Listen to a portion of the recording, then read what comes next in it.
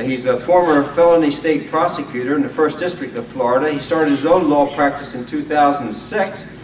Tim has become well-versed in the Constitution's 10th Amendment and regularly speaks and writes on the state's right issues. Tim has been working on the Firearms Freedom Act case in Montana, and for those who have been following this case, it promises to be pivotal in the effort to reassert and reclaim state sovereignty in respect to firearms and all rights guaranteed for the separate sovereign states under the U.S. Constitution.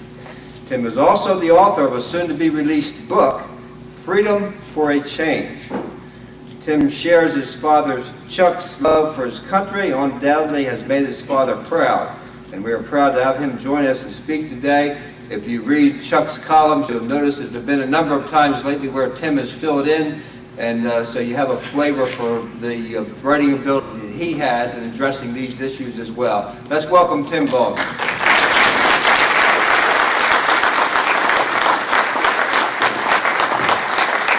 Thank you, Jim. I appreciate the opportunity to be here, and for all you folks that allowed me to speak at this wonderful event. I certainly do appreciate it. It's an honor for me to be here, not only with you people, but with my dad. Obviously, my dad is a role model for me. He's a great guide for me and for all of us, and I'm very proud of him. So it's an honor for me to be sharing this platform with him and with a lot of other people here this weekend. But you know, a lot of us are here this weekend because we are concerned about our country.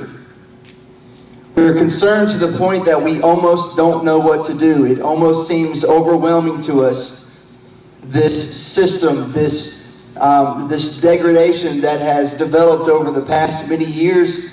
And we're looking at a country, and many of you here are older than I am, and can remember a day whenever the things that are going on today did not used to happen. And you're wondering what in the world happened to our country. And it's almost overwhelming to really know what to do in this situation. And granted, the people in power over the past many years have created this matrix of impossibility for us, and they've done a good job at it.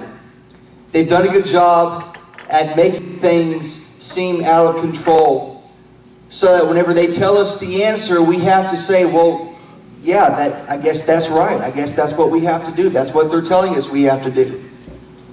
But if you look at what they're telling us is the correct answer, the fruits of that have not proven to be the correct answer at all. And in fact, it has only dug us deeper into the hole of tyranny.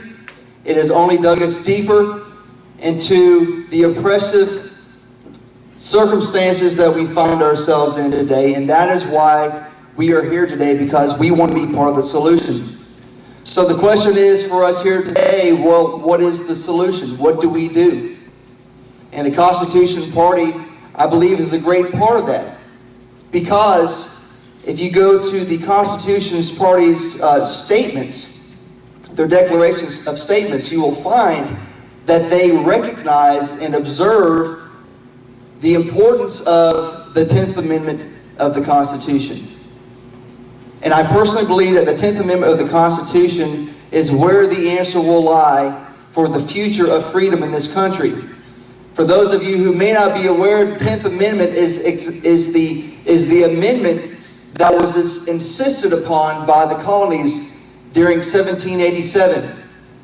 And it says that all powers that are not delegated to the federal government are retained to the people and to the states respectively. Now this is very important because the Constitution itself is a delegated powers to the federal government. It sets out certain powers that limit the federal government and what it is that we want them to do. And everything else is within the purview, within the authority of the states. Now that's right.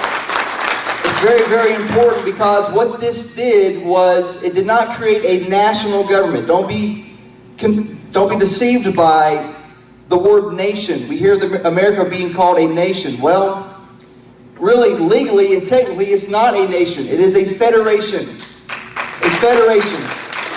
And there's a huge difference. A nation is a country that has one sovereign, one main sovereign entity.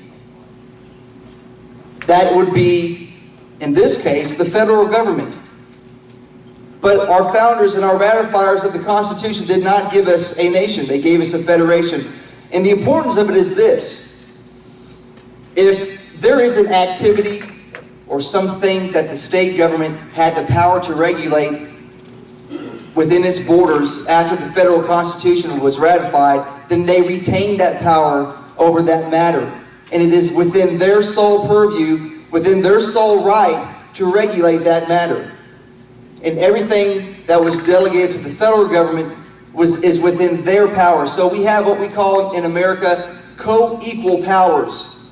The state governments have their power, and the federal government has their power. Now, many of you are probably sitting here thinking, because you may have been taught over the years through your education or through the media, or maybe even through church, that we have what is called a supremacy clause in the Constitution. And this supremacy clause says that all the laws that are made pursuant to the Constitution are the supreme law of the land. And what that equates to is, if the federal government says this is what it is, then that's what it is, and they are the supreme law of the land. But ladies and gentlemen, I'm here to tell you today that that is not our history. That idea is a fraudulent idea. Okay? The federal government was never designed to be a supreme sovereign over the states. It was never designed to be a paramount authority. And the states were never meant to be an inferior sovereign to the federal government. But we've been told over the years that, oh, the United States Supreme Court, whatever they say, is the supreme law of the land. The federal government has the last word.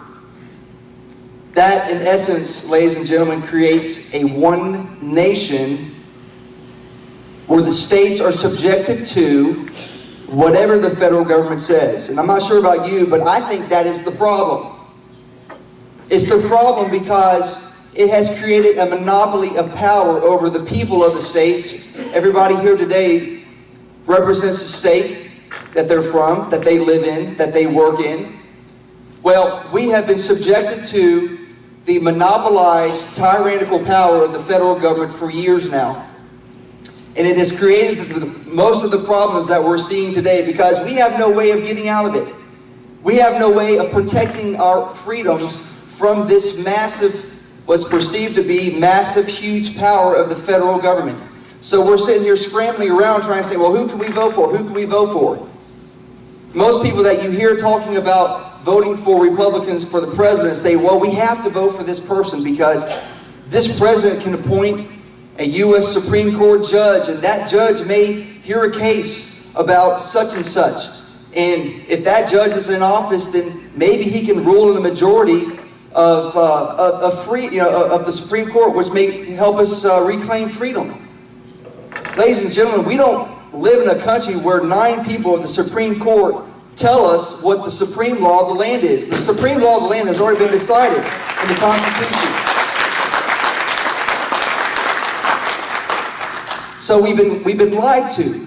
We have been lied to. And I know some of you may be thinking, well, this is the first time I've heard of this. Well, guess what? It really was the first time that I really learned about it too, as I really started researching and studying what the issues were, reading the Constitutional Convention notes. Okay? If you read the history, you will find that our founders and our ratifiers of the Constitution expressly rejected the idea that the federal government could negate state sovereignty and state authority. Which leads us to the question, well, how do we use this 10th Amendment? How do we use the state sovereignty where they possess powers to defend and exercise their sovereignty? How do we use that to protect our freedoms today and to push back this ever encroaching and ever oppressive federal power over our lives?